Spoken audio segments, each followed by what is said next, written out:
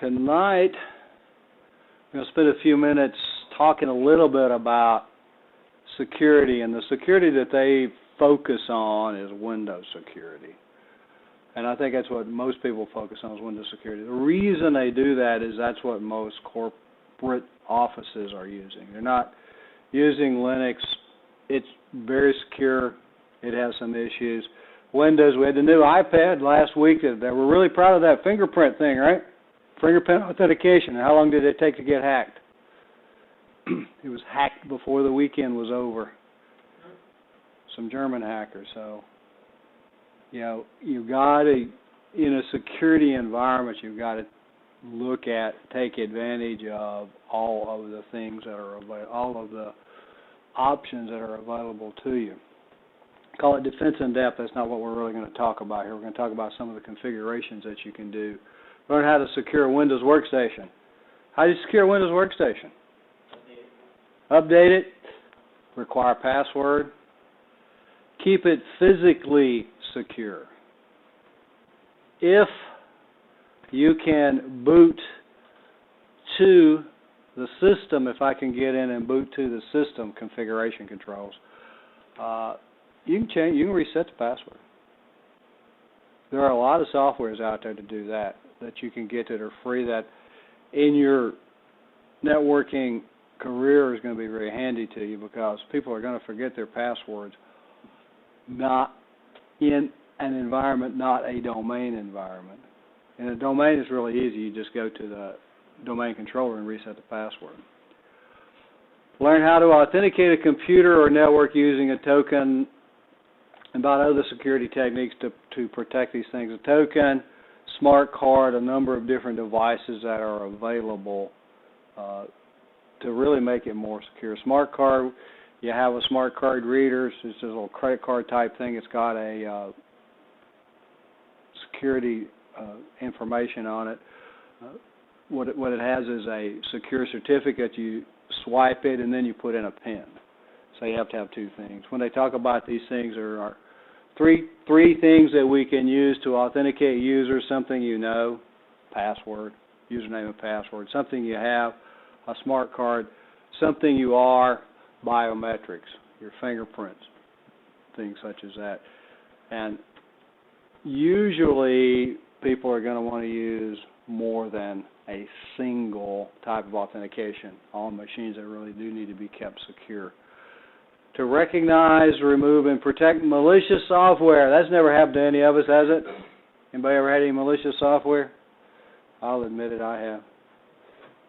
What are the indications?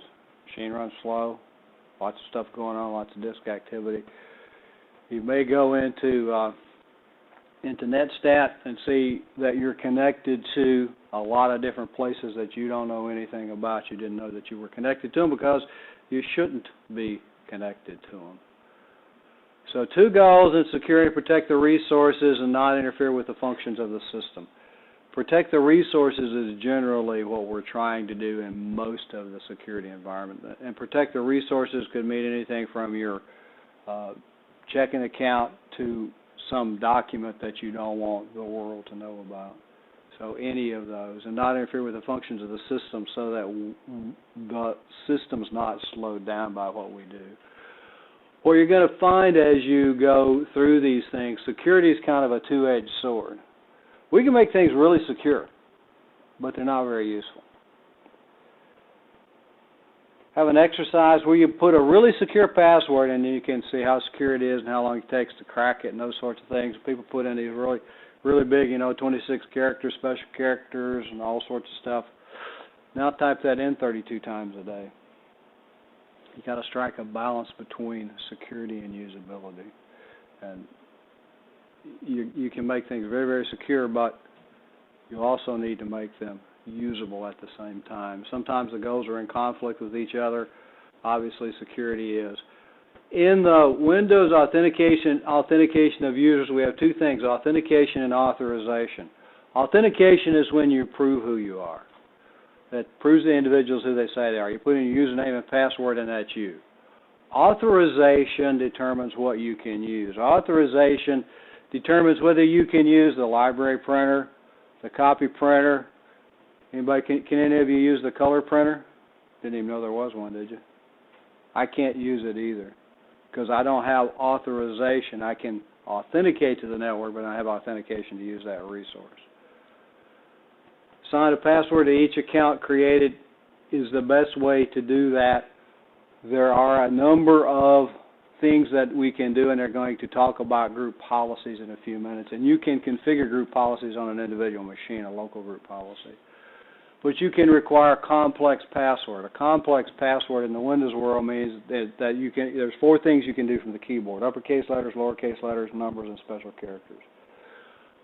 Complex password in Windows is you have to have 3 of the 4. So if we use capital P password 1, that's a complex password. Meets all the requirements. It's not a very good password, but it is a complex password. So there are different ways of getting around those things if you want to. Best to give the ability to change the password, and you can in fact require passwords to be changed at certain intervals. Probably a good idea. The objective of changing the password is not so that it can't be cracked. It's so that when it is cracked, it's no longer useful. You've changed it. And the thing that really is difficult, unless they require it, is a lot of your internet accounts don't require you to change the password. And we tend to use the same password time and again. True? What that means is crack it once, we own everything. What a lot of security experts recommend is that you have kind of password zones that this area uses, and I've got one that I use for my junk accounts. So I don't really care if somebody cracks them, honestly. But the accounts that matter, I have pretty good passwords and change them on a regular basis. So consider those things too. If they get one, then they own everything. Windows to authenticate users, how a user logs on, normally clicks the name, enters the password, welcome screen, a number of different ways to do that, Control-Alt-Delete, whatever we want to, however we want to require that. The Control-Alt-Delete is considered a more secure method of doing that. When you press the Control-Alt-Delete, it's supposed to shut down all the transmissions so that somebody wouldn't be able to actually steal that from recording you typing it in to the into the username and password area. Keystroke loggers, however, really do a nice job on these things. This is kind of an interesting thing, and I think I really want to show it. NetPLWiz, in the search box, press enter in the advanced tab. If you should ever want to, do all of your Windows 7's machines at home, do you do Control-Alt-Delete or go through the welcome screen in order to get there? Something like that. You can actually use this to configure a machine so that it will automatically start up and log on without going through the Control-Alt-Delete, if you want to do that.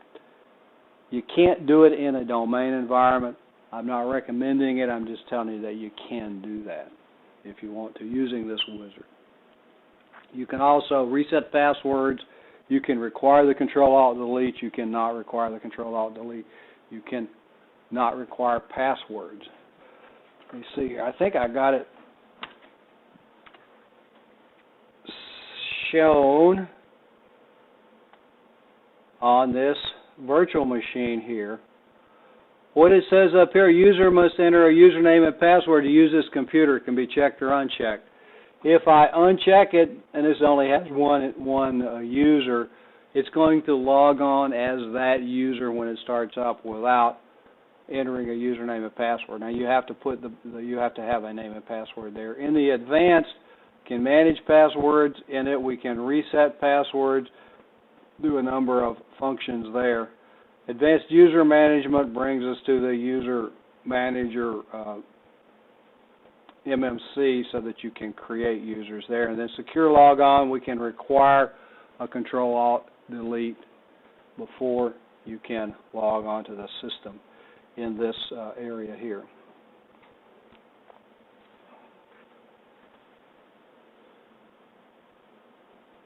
Things that we just looked at in the other one, manage passwords. Something that is convenient. How many of you lock your machine when you walk away from it? Or do you just wait for the, or do you just wait, here, do you just wait for the screensaver to come on? Wait for the screensaver to come on, which it will.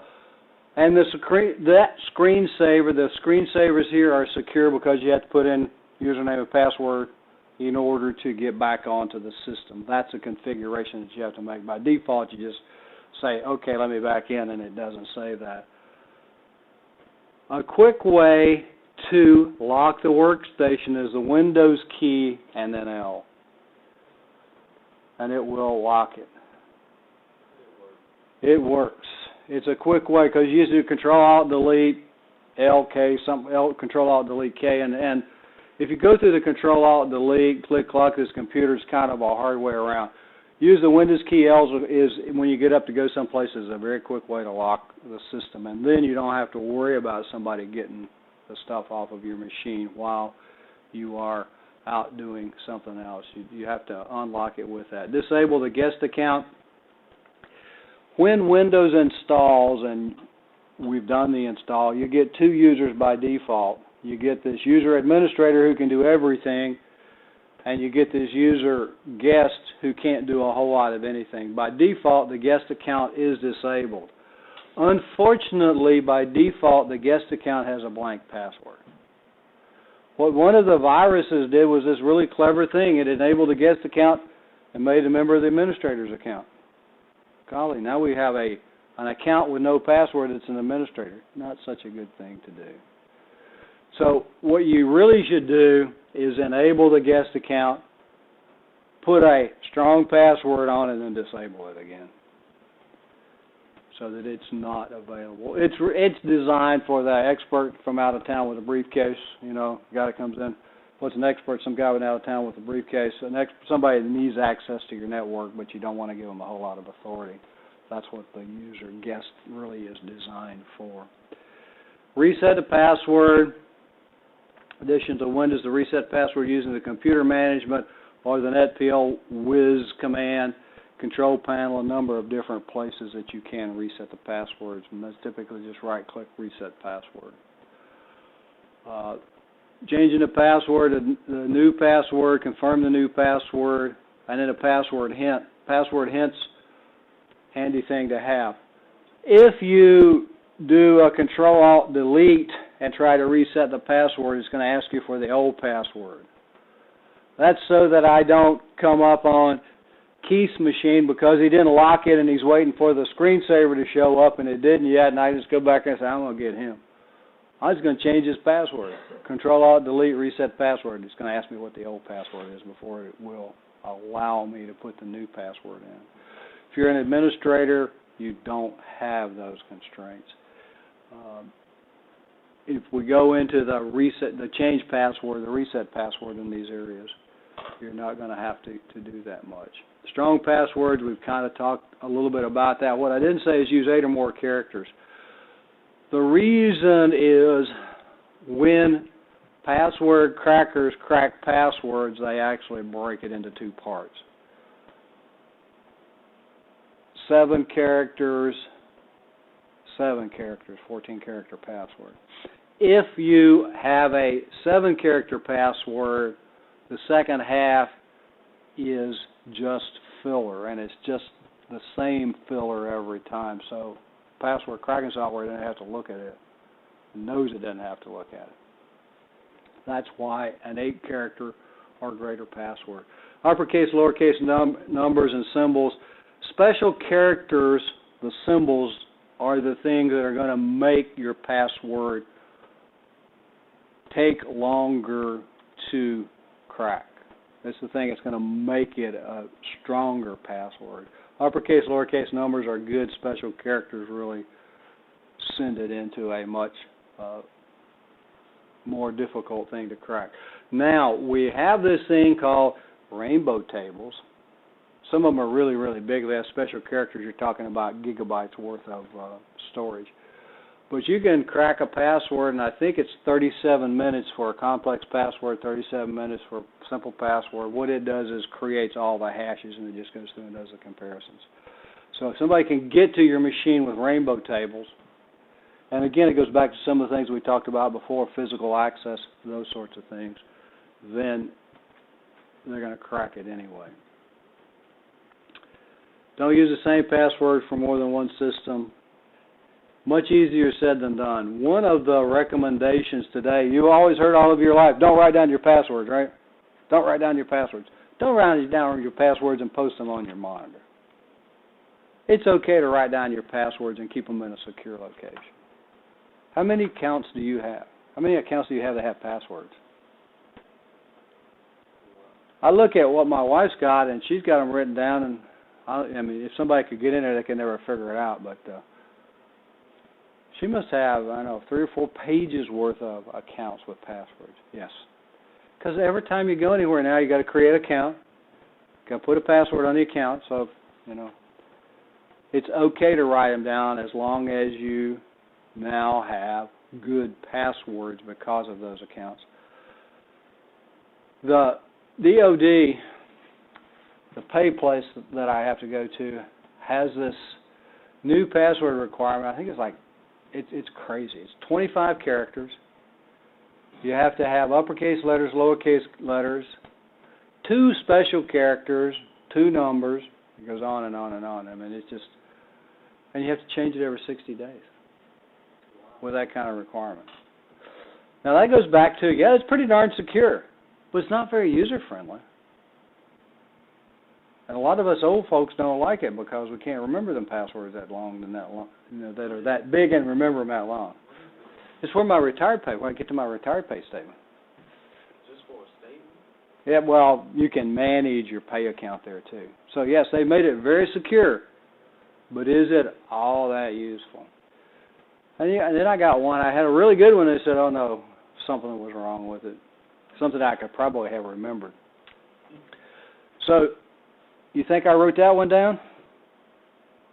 Yeah, because I have no clue what it is right now. I have to go back to where it's securely put away and see where that is. So don't be afraid to do that as long as you're not going to allow everybody in the world to see it. We used to have an instructor here that wrote all of his down, put it on his sticky, and put it right on his monitor. Really very useful if you wanted to get into his stuff. So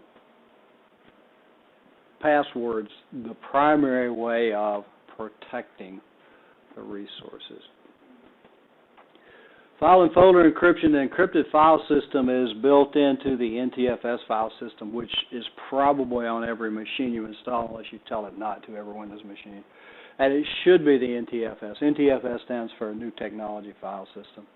It's the one that allows you to give very explicit permissions. Who can use this file? Who can read it? Who can change it? Who can encrypt it? The encrypted file system will encrypt the files for you. When you do that, and it's not really difficult, right-click encrypt.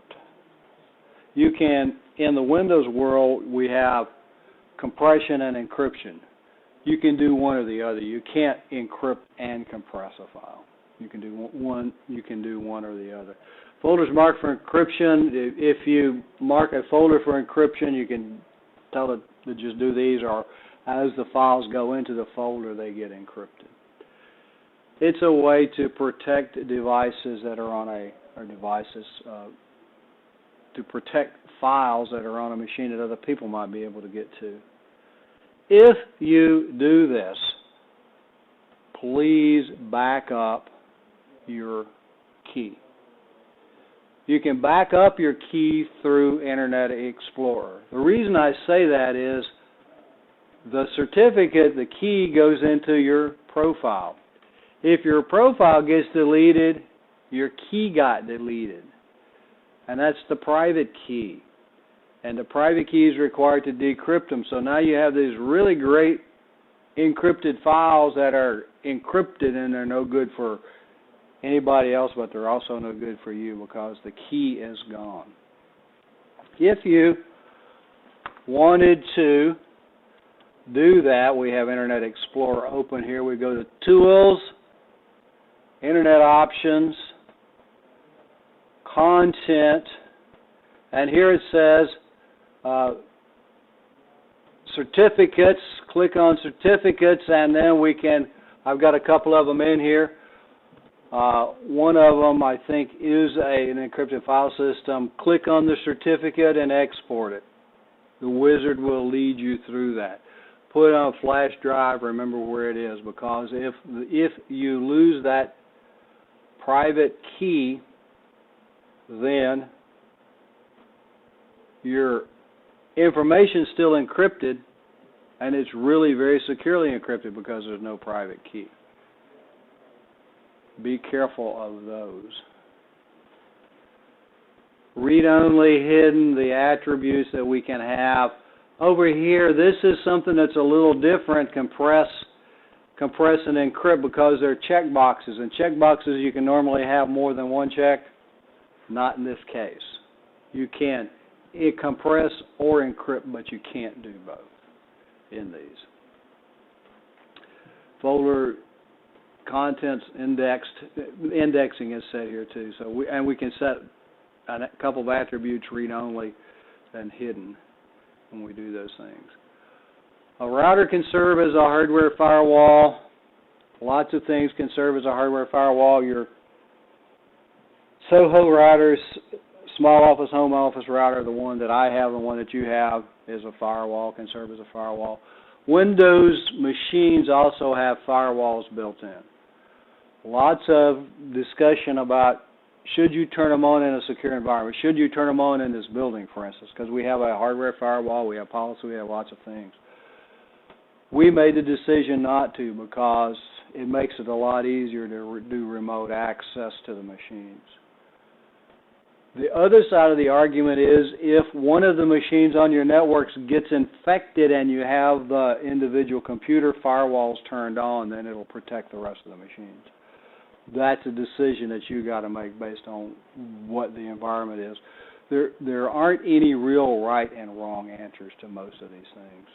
There's really no wrong answers, there's no right answers, there's just what is appropriate for the situation, and that's going to change from time to time.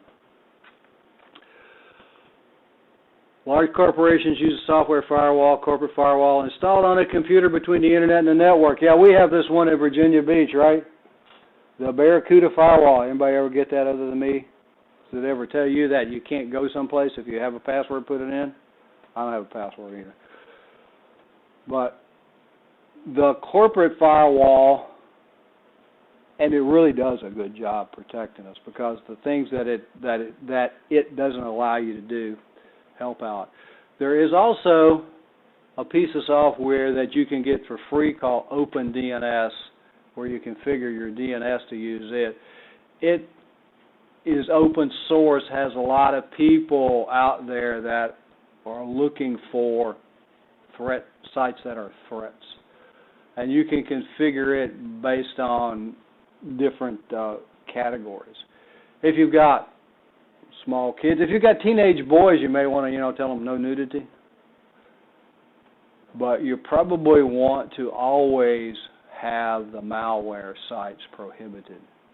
And these things really do get updated pretty quickly. If you want to open OpenDNS.com, it's free for personal use.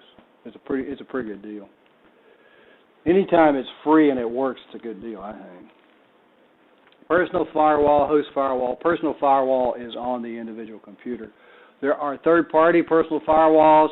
A lot of the antivirus softwares, you can buy the next step up, not just the antivirus, but the total management package will have a firewall on it. Windows has got a firewall. The Windows 7 firewall is pretty effective if you use it. Much better than it was in XP. XP was the first time that in Service Pack 2, I think, a couple of major changes happened. One, they put the firewall on, a fairly effective one, and they turned on automatic updates so that those things were done for you automatically. The Windows firewalls, when you install something, is automatically configured to allow you to do it. You may get asked a question, do you want to allow it out through the firewall? Group policies are configurations that control registry settings. Group policies can set the policy to help secure workstation. Group policies do things like you got to have a password. Not only that, I can configure it so you have to have a password that's 63 characters long. That'd be silly, wouldn't it? 63 characters long and a complex password. And you have to change it every 2 days. Really very secure, but not very useful. Would you agree? I mean, it is secure. That would be too much headache. Just go up and go home. But it'd be secure, wouldn't it? But it's not very useful. But it's not. That's the point. That's the point about some of this stuff. You gotta strike a balance between security and usability. And some people just go overboard on the security aspect. Don't do that. Policies allow you, and there's some steps here to do that. And you've got an exercise to do. Local policies, you can configure them to do require particular things on the machine. Bitlocker is built into the upper layer versions, the Enterprise and Ultimate allow you to encrypt the entire hard drive. Upside and downside, it also has a key to get into that thing, an encryption key. If you lose that encryption key, you have this really cool encrypted hard drive. How would you lose the key, though? Electronically. I've known people, it goes into BIOS. We've had some people here that had it and said, oh, it just quit working. Don't know exactly why. And the only way out is to wipe out the hard drive and start over. So be careful when you use these things. Yes, it's really cool. There are third-party softwares that will do this too, encrypt the hard drive for you. PGP, which stands for Pretty Good Privacy, has a lot of that stuff that's available, and it is a very good piece of software. Is that really what it stands for? That's really what it stands for. Pretty Good Privacy. PGP. 3 ways to use BitLocker: computer authentication, user authentication, and computer and user authentication. Generally, there's a chip on the motherboard for this to work. If there's not, you can use a flash drive in order to do that. This is another instance of what do you really need. If you need the hard drive to be encrypted, yep, great way to do it. If you don't need it to be encrypted, why take the risk? Security at a price, risk of the chance of the TPM failure. The module on the motherboard may fail. Losing copies of the BitLocker, the startup key. You can lose these keys. Did you ever have a flash drive fail?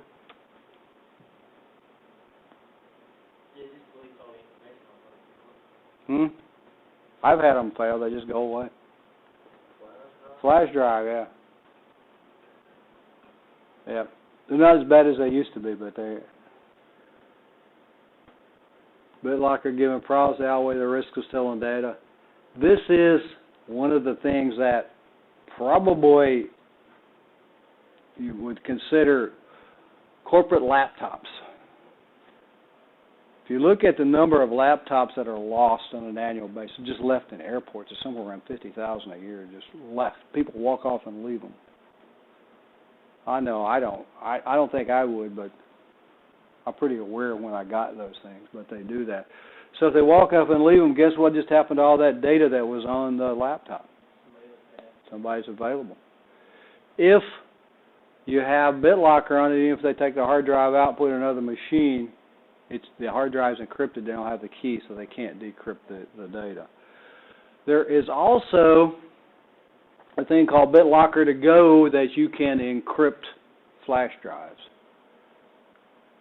which is pretty handy. When you read the news about these people losing all this data, it's usually a laptop that they left stolen out of a hotel room, left in a hotel room or whatever.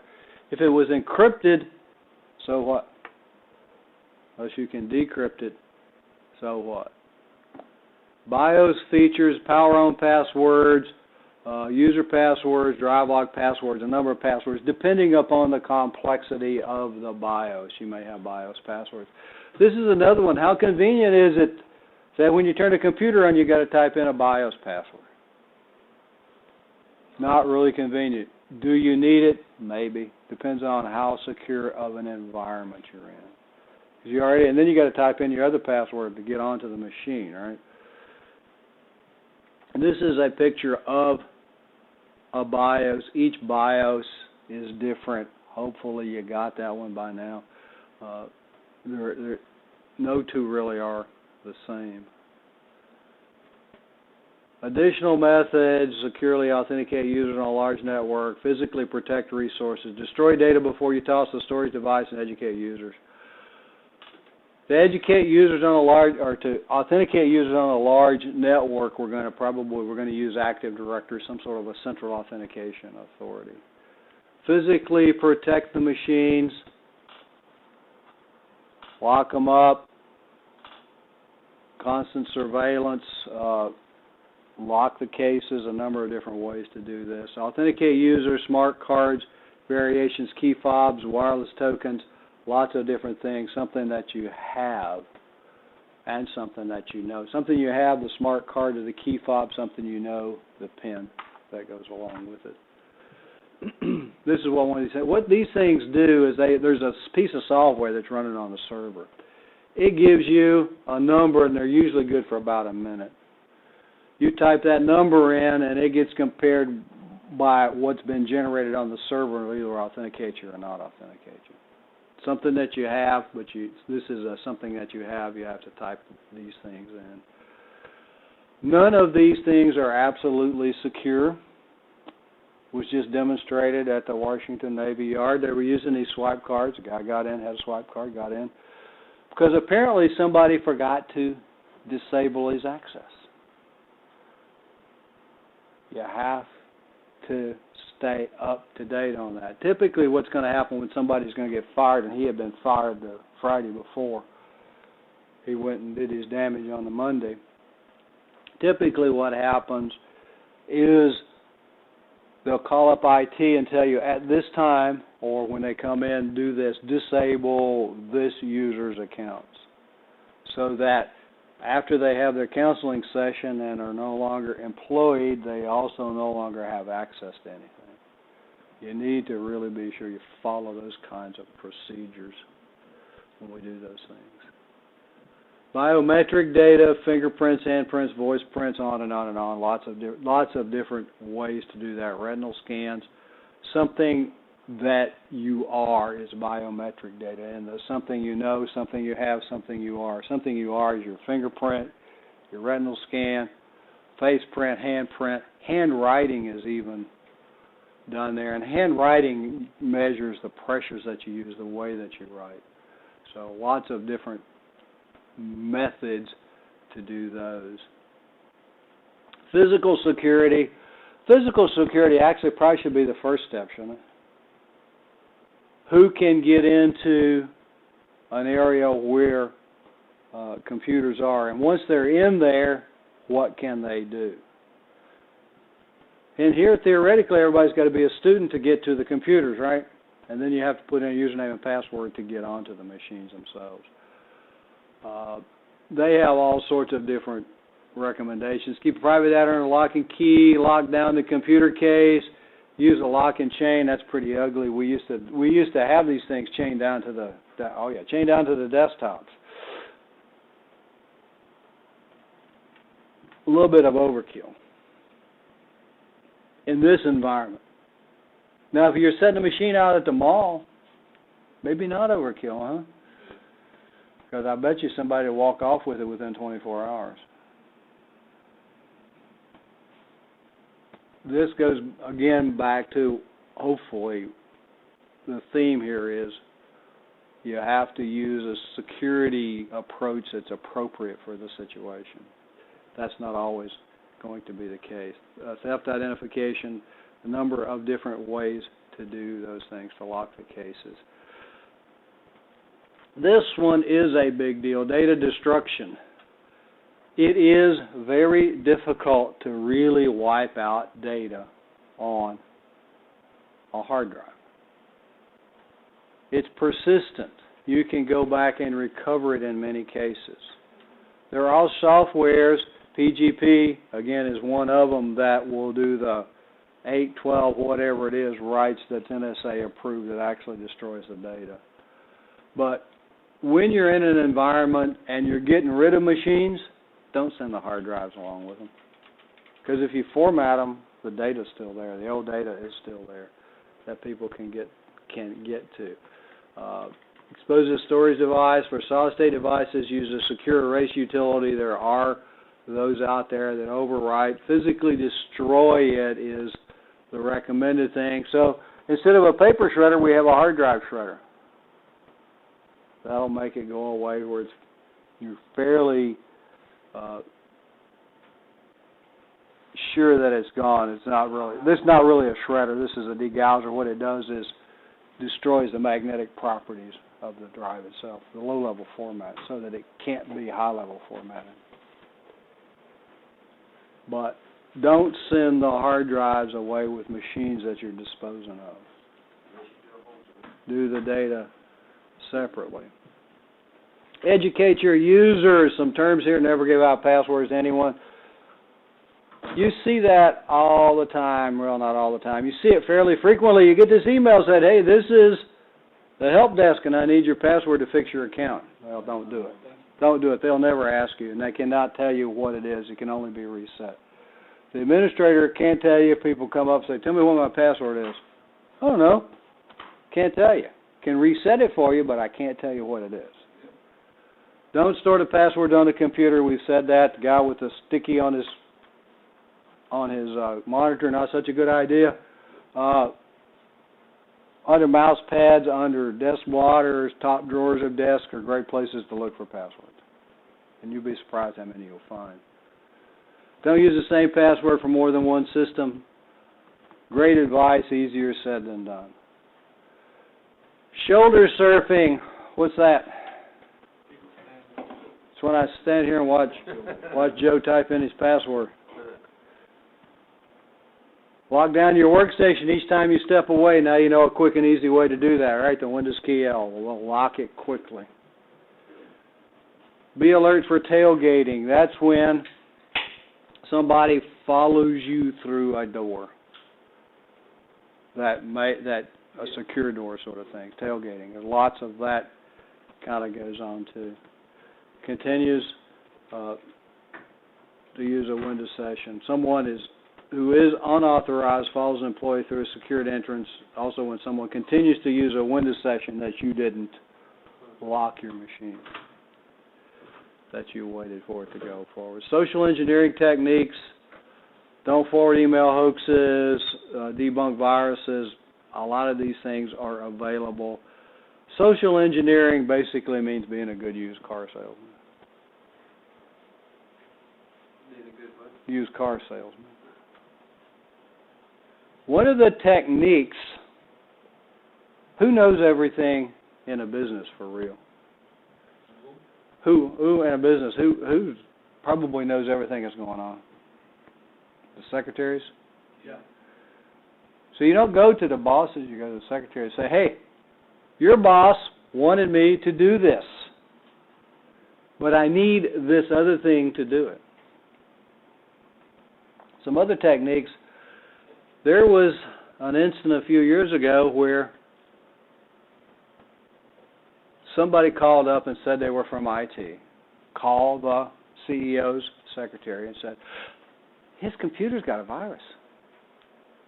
I need you to go in there, log on to his machine. She had the username and password, and go to this FTP server and download this piece of software to take the virus off. And they did, and put the virus on. And it was a company IP address, so it was a company machine that the virus came from. Things like that can happen. Educate users. We've had instances here where some pretty high-level people have given out their usernames and passwords on the network. Don't do that. Phishing, identity theft. These are things that just send, do this, do this, do this, do this. There are a number of ways, techniques that they do this. Now they're doing what's called spear phishing, where they're actually targeting individuals to try to get the information from. You know why pictures don't open automatically in Outlook? Pictures don't download in Outlook. That's one of the methods that phishers use to find out if an account is an actual real live account. That's part of it. So is the email account real? If you download the picture and then they get their information back, then yep, this is a real account, so we'll keep bugging him. There are sites out there that will help you with these things. Most of the spam's really poorly written, right? Or it's really kind of ridiculous. I keep getting these that, you know, somebody in Tanzania or somewhere wants to give me $800 billion if I'll just help them get it out of the country.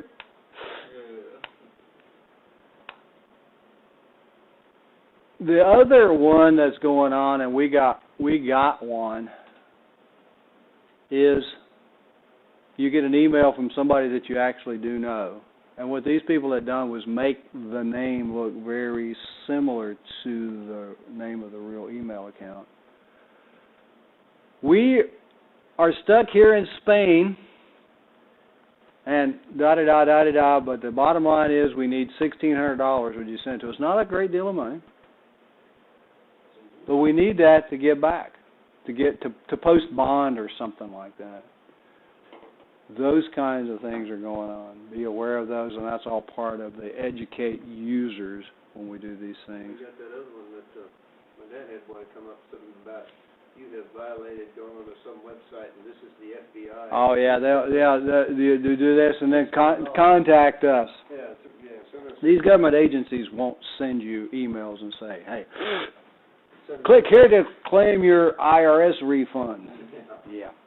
Well, the one he All you have to do is fill in your Social Security number. Yeah, well, the one he got there, it locked his computer out and said, you send us $600 Yeah. and we'll unlock your computer. Yeah, they do. There's a number of those. It's called ransomware. Right. Ransomware, and it's a real pain to get rid of. They usually don't ask for that much money. They usually ask for $35, $40, and most of it's out of the Soviet Union. Malicious software, malware, anything that can do harm, anything you don't want on your computer. Grayware, annoying, unwanted program might not cause harm, but there's a lot of those things out there. A virus is a program that replicates by attaching itself to other programs. One of the differences between a virus and a worm is a virus has to be attached to something. A worm is a self-propagating device. Boot sector virus hides in the master boot record. You can usually fix those by rewriting the master boot record. Adware Pop-Up Ads, they're just more of an annoyance than anything else. Spyware spies on the users, collects personal information. This may be real personal information like your account numbers, or they may just be trying to find your surfing habits so that they can send these unwanted ads to you. And there's a lot of that goes on, that the personal information that they get are all where you're going so that they can send targeted ads to you. Keylogger, really dangerous. Keylogger records all your keystrokes and then emails it to me. Everything that you type on the keyboard. There are software keyloggers and hardware keyloggers. When was the last time that you looked at the back of your computer?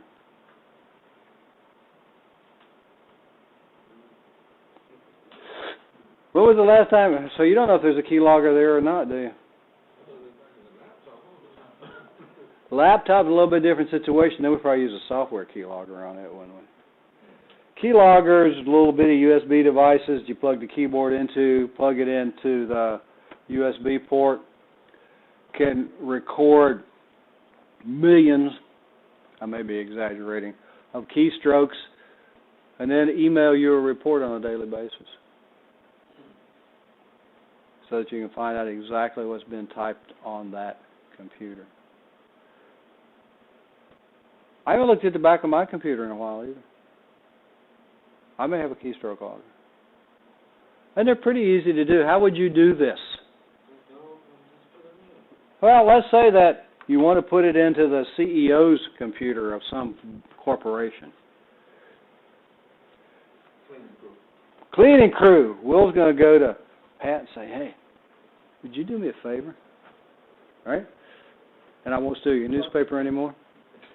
Would you just go plug this in when you're cleaning the front office? Would you just plug this in, plug the keyboard into it? Cleaning crew. Or you can be a part of the cleaning crew. can be part of the cleaning crew. They're a group of individuals that have access to everything in the building unsupervised every day. Be aware when you do this. You really need to do some background checking on them so that you know what goes on there. A worm copies itself, overloads the network. A worm is a self-propagating. A virus has to be attached to something else. Trojan, the Trojan Horse. Remember the Trojan Horse where they, drug the horse in and they jumped out and attacked the city? A Trojan is something that appears to be one thing but actually is something else. It appears to be something really good. Like maybe I send you a file that's song, training session, whatever else, and what it really does when you play it gives you a virus. Puts a Keystroke Logger on. Does a reverse connect or something like that. Doesn't need a host program, substitutes itself for legitimate software. Often downloaded from the web. These things you can get them pretty easily. A Rootkit is a virus that loads itself before the OS boot. What it does is disguises itself or hides itself from operation. The most famous one, I think, was the Sony one. They got in a lot of trouble for it. Sony, because they were claiming they were protecting their rights.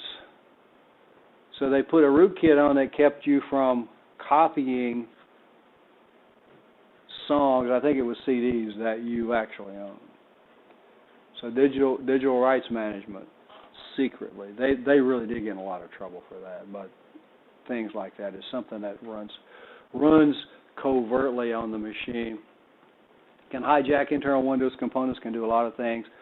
These need to be rooted out.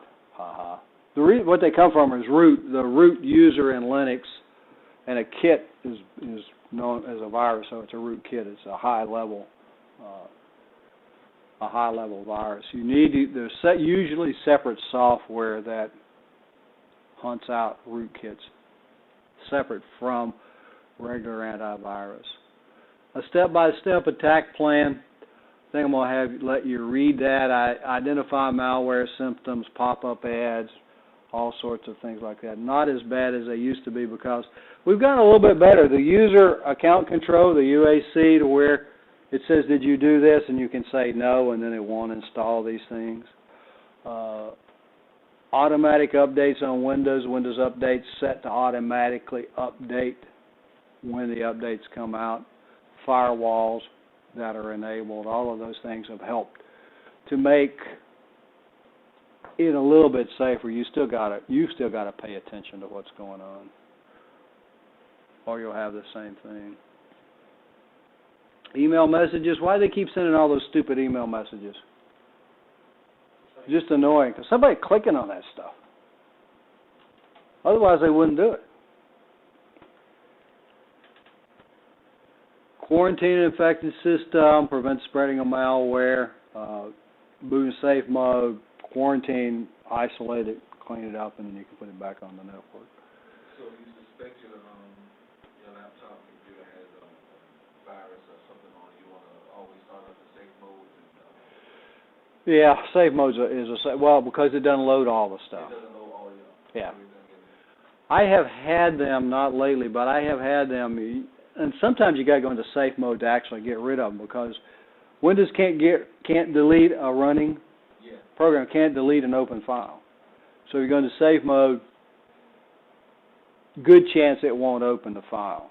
Not 100%. I've had to go into safe mode command prompt before to actually get rid of these things. There are softwares that are available that actually will do an offline scan. You boot to it, it does the scan, and that way the files won't be open and it can get rid of them. Avast, and I don't know if it still does, Avast, I tell stories I guess that I shouldn't, but an instructor a long time ago brought a machine in and said, I think it's got a problem.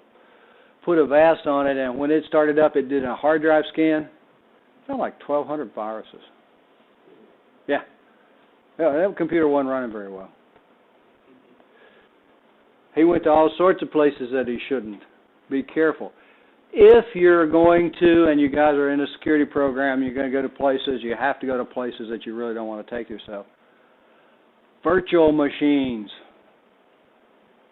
Virtual machines, if it gets infected, big deal, delete it. Make a new one. And move on. Yep. You can actually even make one, and you can use what's called a differential disk. You can have a parent machine, which is what I do with you, because when you get them, the XP machines came up and said that this name already exists on the network. Yeah, because they all came from the same machine. So you can do that and make a child machine, and then if it doesn't work, delete the child, and then just make another one from the parent, and you have all the stuff that you had installed on the parent comes on the child. So the software, the stuff that you may need, you can leave that as a basic machine, or you can just copy and paste the file. I mean the file, the disk file.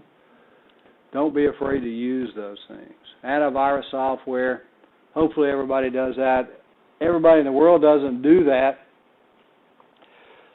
Had a case, it was a security class a few years ago that we were running what was a Trojan, where you took control of the machine, and you could do really kind of, fun things like flip the screen, turn it on, turn it off, chat with the user, open, huh?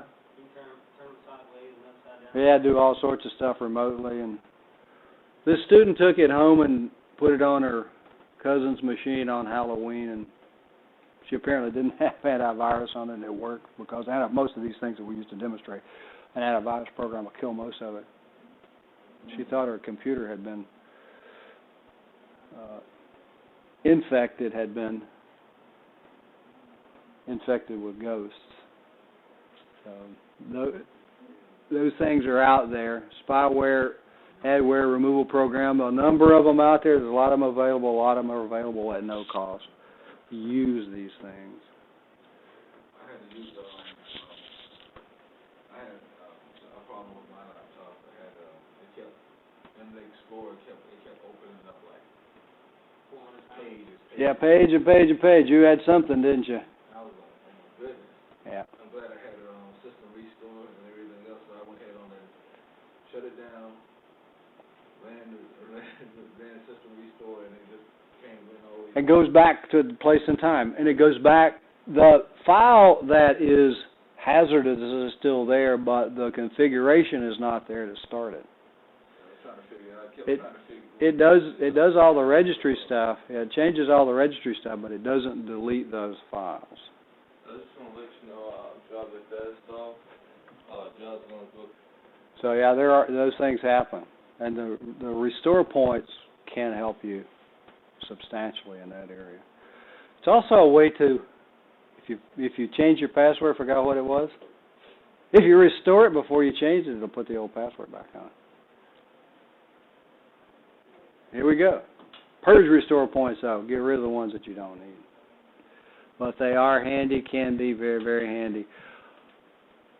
Anytime something major happens, Windows is probably going to create a restore point. You can create your own restore points if you want. When you install software, it'll do it. When you do updates, it'll do it. Antivirus will do it. A number of things will do those. Softwares that are available that are free, I like CCleaner. These are just stuff that I like. Malware bytes, things like that. You use them in addition to your regular antivirus. Clean up what's left over, antivirus, anti-malware. MS config, what's in the startup programs, what's in the startup menu, because that's where a lot of this stuff's going to be. Some of it's going to be in the startup folder, some of it's going to be in the registry itself. And you should be able to see a lot of that stuff there. There are other things that'll tell you that. CCleaner will show you these also. Revo Uninstaller is something else that you may want to look at, because it does more registry cleanups after programs get uninstalled. They don't always take everything out. It goes and searches for the leftovers and deletes them also. And it also has a portable version that you can put on a flash drive, and you don't have to actually install it. Delete files, more clean up what's left over. Dig deeper in finding these things. Sometimes you may have to. Don't be afraid to use your friend in mind, the internet, with our friend Google. I mean, Google knows everything, doesn't it? Pretty much. Service host, actually, viruses may disguise themselves, and these do become issues. And the name of the file is servicehost.exe. There's a bunch of them running. What they are support for applications that are running. So they get disguised as those a lot of time. Process Explorer, and you have an activity to do that at TechNet. This is sysinternals again. Now, I'm determined to get you guys to get those tool sets. The sysinternals has a lot of tools that are available. You're not going to use all of them in one night, but they're free. Start making yourself tool sets for different things. This is what it's going to look like, and as things start, it's going to get bigger and smaller and bigger and smaller. Shows you what's going on. Has a process ID that goes along with the process so that you can see which things are running together. And that's kind of what it does for us here. It's a good piece of software. To me, it's a little bit busy piece of software. It's not something that you're going to sit and run and say, oh, yeah, this is really cool. Something you're going to find what you're looking for and then move on, I think.